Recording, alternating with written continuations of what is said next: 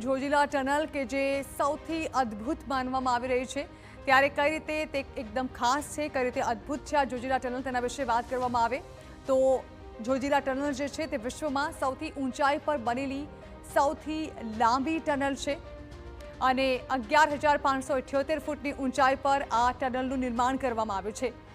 સમગ્ર પરિયોજનાની વાત કરવામાં આવે તો તે 31 કિલોમીટર, મૂળ ટનલની લંબાઈ જે છે તે 13.15 કિલોમીટર છે। સૌથી લાંબી આ ટનલ છે, જેની પહોળાઈ છે 9.5 મીટર, 7.57 મીટર તેની ઊંચાઈ છે।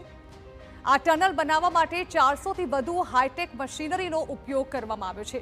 તો જોજીલા ટનલની અંદર 2 લેનનું નિર્માણ કરવામાં આવ્યું છે। હવે કાશ્મીરથી લઈને લદ્દાખ સુધી કોઈપણ ઋતુમાં આ કનેક્ટિવિટી યથાવત રહેશે।